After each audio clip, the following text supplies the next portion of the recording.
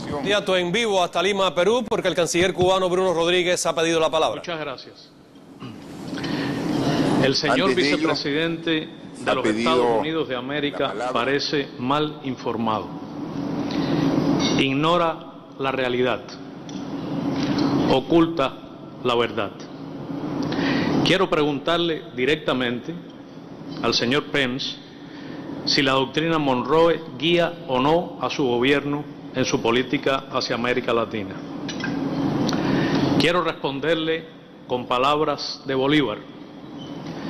Los Estados Unidos parecen destinados por la providencia para plagar la América de miserias en nombre de la libertad. Quiero citar a Martí. Cuanto hice hasta hoy y haré es para impedir que los Estados Unidos se extiendan por las Antillas y caigan con esa fuerza más sobre las tierras de América. Es nada democrático atacar a Venezuela y mencionar al presidente Nicolás Maduro Moros cuando ha sido excluido y no está aquí para responderle. Rechazo las referencias insultantes a Cuba y a Venezuela y la actitud humillante para la América Latina y el Caribe que ha asumido. El vacío moral del gobierno de los Estados Unidos no puede ser, no es una referencia para la América Latina y el Caribe. En los últimos 100 años cargan con la responsabilidad por los abusos más brutales contra los derechos humanos y la dignidad humana. Todos los gobiernos despóticos en la región, todos sin excepción, han sido impuestos o han recibido apoyo del gobierno de los Estados Unidos, incluidas las más crueles dictaduras militares. Hechos vergonzosos como la Operación Cóndor o el golpe cruento de Estado en Chile están sobre la conciencia de gobiernos norteamericanos. El país del señor Pence ha sido el primero y el único en usar el arma nuclear contra civiles inocentes. Es responsable de guerras criminales y de cientos y cientos de miles de muertos, de masacres de civiles, incluidos niños, mujeres y ancianos, a los que llaman daños colaterales. Es responsable de actos de tortura, de desapariciones, ejecuciones extrajudiciales y secuestros. El gobierno de los Estados Unidos es el autor de violaciones masivas, flagrantes y sistemáticas de los derechos humanos de sus propios ciudadanos afroamericanos, de los hispanos, de los migrantes y de las minorías. Es una vergüenza para la humanidad que en ese país de extrema riqueza haya decenas y decenas de millones de pobres. Tienen un patrón racial diferenciado en sus cárceles y en la aplicación de la pena de muerte. Es donde más errores judiciales asociados a la ejecución de personas ocurre.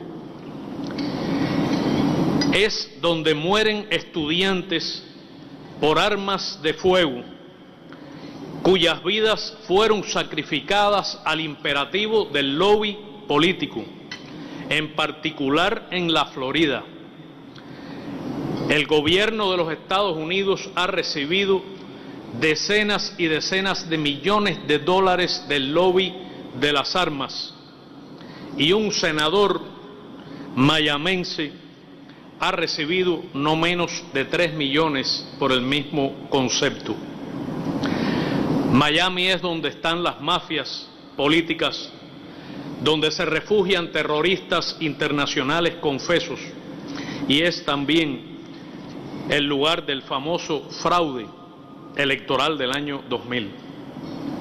¿No ha dicho el señor Pence, cuando habla de corrupción, que su país es el centro del lavado de activos financieros, incluso del narcotráfico y del contrabando de armas hacia el sur, que desestabiliza países enteros? El sistema electoral que lo ha elegido y el legislativo en el que él ha servido mucho tiempo es corrupto por naturaleza, porque está sustentado de manera insólitamente legal en las contribuciones financieras corporativas y los llamados comités de acción política. Es el gobierno que impone un proteccionismo feroz que no toma en cuenta que arruinará la industria, la agricultura y el empleo en toda nuestra región.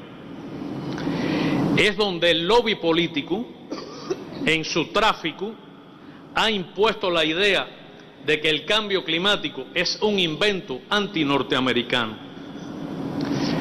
Es el sistema político y electoral donde ha habido escandaloso tráfico con los datos privados de decenas de millones de sus ciudadanos.